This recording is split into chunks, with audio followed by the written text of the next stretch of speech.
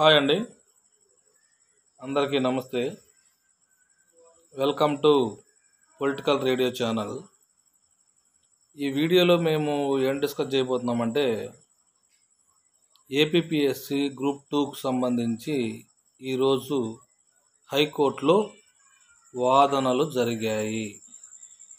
Evening 3:40 నుంచి 4:30 వరకేనండి high court. అందుకని ఒక 40-45 మినిట్స్ వాదనలు కొంతమంది వినిపించడం జరిగింది.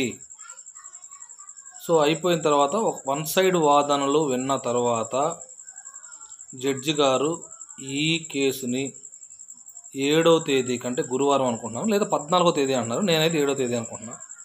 7వ తేదీకి ఈ కేసుని వాయిదా వేయడం జరిగింది, లేదా 14వ తేదీకి వాయిదా వేయడం జరిగింది.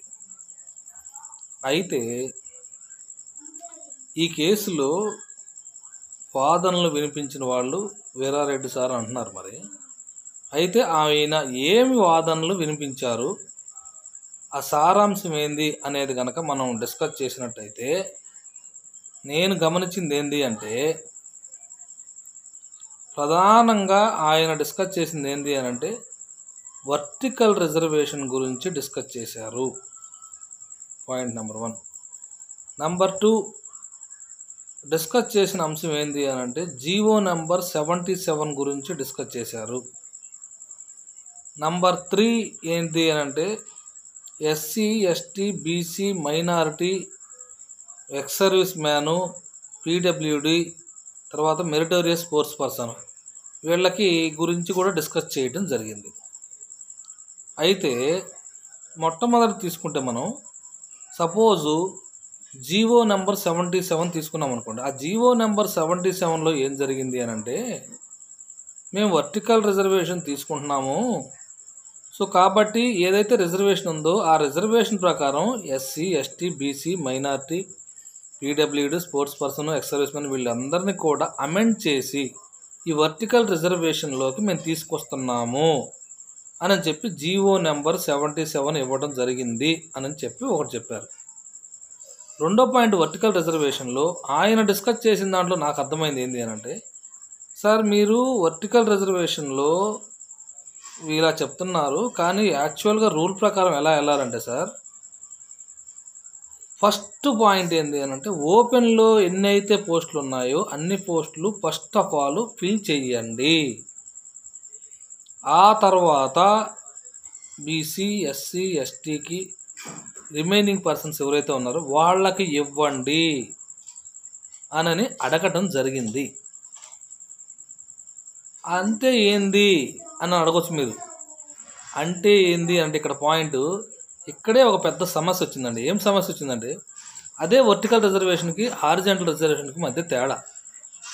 ఆయన అడిగిన ప్రశ్న ఏంది అని అంటే, ఏమైతే గ్రూప్ 2లో ఓపెన్ పోస్టులు ఉంటాయో వాటిని ఫస్ట్ ఆఫ్ ఆల్ ఓపెన్లో ఎవరైతే సెలెక్ట్ అయ్యారో వాళ్ళు, అందులో ఎస్సీ, ఎస్టీలు కానీ ఎవరైనా కానీ ఉన్నారో వాళ్ళని ఫస్ట్ ఆఫ్ ఆల్ ఫిల్ చేసేసేయండి. ఆ తర్వాత ఎస్సీ, ఎస్టీ, బీసీలని తర్వాత ఫిల్ చేయండి అని అడగటం జరిగింది. కానీ వర్టికల్ రిజర్వేషన్ ప్రకారం ఎలా ఉందంటే, మేము అంతకుముందు ఒక వీడియో చేయడం జరిగిందండి. ఆ వర్టికల్ రిజర్వేషన్ ప్రకారం ఓసీ కట్ ఆఫ్ అనేది చాలా తక్కువగా ఉండబోతుంది అని చెప్పి మేము ఒక వీడియోలో, అంటే ఒక పాయింట్ ఆఫ్ వ్యూలో మేము చెప్పడం జరిగింది. దాని మీనింగ్ ఏంటంటే, సపోజు 200 మార్క్స్ అబోవ్ కనుక 400, 450, లేదంటే నేను చెప్పినట్టు 800, చాలామంది 90% నమ్మట్లేదు, 90% 450 to 550 ఉంటాయి అనుకుంటున్నారు, 650 కూడా ఉంటారు అనుకుంటున్నారు. సరే, ఎన్నైనా ఉన్నాయి. అందులో ఓసీ కట్ ఆఫ్ అనేది ఎంత ఉన్నప్పటికి కూడా 200, లీస్ట్ కట్ ఆఫ్ 198, 197 ఉన్నప్పటికి కూడా లీస్ట్ కట్ ఆఫ్ 200, 203 అని ఎందుకు చెప్పామంటే, ఆ 1:2లో ఉన్న ఎస్సీలు, ఎస్టీలు, బీసీలు పోస్ట్ ప్రిఫరెన్సెస్లో వాళ్ళ పోస్టు రాకపోతే వాళ్ళు పక్కకి వెళ్ళిపోయి వేరే పోస్టుల్లోకి వెళ్ళిపోతారు, కాబట్టి ఓసీ కట్ ఆఫ్ అనేది తగ్గిపోయిద్ది అని మేము వీడియోలో ఎక్స్ప్లెయిన్ చేయడం జరిగింది. కానీ ఇక్కడ ఈయనేం వాదించారు అంటే, పాయింట్ బాగా గమనించండి, ఫస్ట్ మీరు ఓపెన్లో ఉన్న పోస్టులను ఫిల్ చేయండి, ఆ తర్వాత మాత్రమే బీసీ, ఎస్సీ, ఎస్టీ వీటిలోకి రిజర్వేషన్లోకి వెళ్ళండి.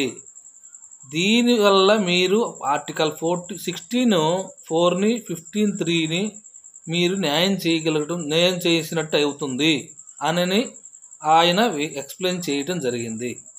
కానీ జీవో నెంబర్ 77 ప్రకారం అమెండ్ చేసేసారు కాబట్టి, తర్వాత వర్టికల్ రిజర్వేషన్ ఇచ్చేసారు కాబట్టి అలా చేయటం అనేది కుదిరిద్దో లేదో అయితే నాకు తెలిసి అయితే ఆ జ్యుడిషియల్ ఆ మ్యాటర్స్ విషయంగా నాకైతే తెలియదు. కానీ ఆయన అయితే అలా ఫిల్ చేయమన్నాడు. అది వర్టికల్ రిజర్వేషన్కి వ్యతిరేకమని నేను అనుకుంటున్నా.